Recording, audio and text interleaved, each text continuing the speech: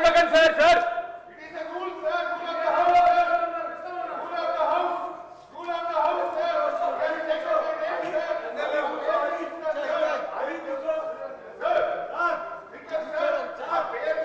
ప్రశాంత్ రెడ్డి గారు ప్రశాంత్ రెడ్డి గారు ప్రశాంత్ రెడ్డి గారు ప్రశాంత్ రెడ్డి గారు ప్రశాంత్ రెడ్డి గారు ప్రశాంత్ రెడ్డి గారు ప్రశాంత్ రెడ్డి గారు ప్రశాంత్ రెడ్డి గారు మాట్లాడండి. ప్రశాంత్ రెడ్డి గారు మాట్లాడండి. ఇస్తాను, వారికి కూడా ఇస్తాను, మీరు మాట్లాడండి. వారికి కూడా ఇస్తాను, మీరు మాట్లాడండి. ప్రశాంత్ రెడ్డి గారు. సార్, గౌరవ డిప్యూటీ సీఎం గారు శాసనసభ నియోజకవర్గాలు వారు ప్రాతినిధ్యం వహిస్తా ఉన్నారు. సమయం రెండోసారి అందరి పేర్లు తీసుకున్నారు సార్. అందరి పేర్లు అందరికీ సమయం ఇస్తే ఎట్లా సార్? వారి పార్టీ పరంగా మీరు ప్రశాంత్ రెడ్డి గారికి అవకాశం ఇచ్చారు. పార్టీ పరంగా ఉంటే చెప్పండి. పల్లారాజేశ్వర రెడ్డి గారు పల్లారాజేశ్వర రెడ్డి గారు అధ్యక్ష పల్లారాజేశ్వర రెడ్డి గారు చెప్పండి. అధ్యక్ష ప్రశాంత్ రెడ్డి గారు. సార్, ఇప్పుడు పల్లారాజేశ్వర రెడ్డి గారు మాట్లాడుతూ గవర్నర్ గారి ప్రసంగం మీద మాట్లాడుతూ రుణమాఫీ మీద మాట్లాడారు సార్.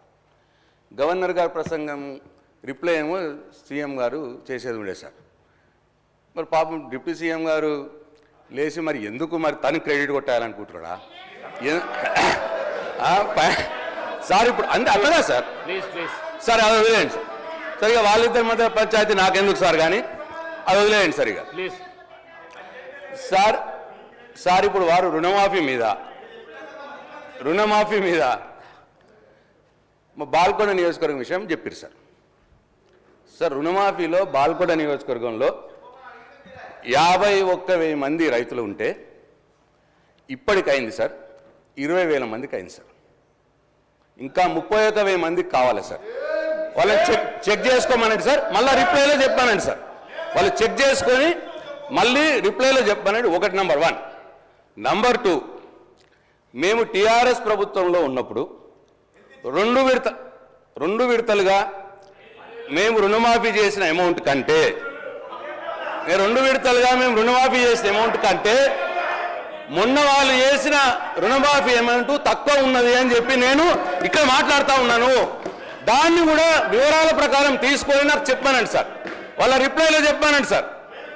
2 విడతలుగా పోయిన ప్రభుత్వంలో 2 విడతలుగా రుణమాఫీ చేస్తే వారు 1 విడతగా అమౌంట్ చెప్పి మొత్తం కావలసుకొని ఏదో చెప్పుకుంటా సభను తప్పుదో పట్టించే ప్రయత్నం చేసిందని నేను మీకు మనవి చేస్తా ఉన్నా సార్.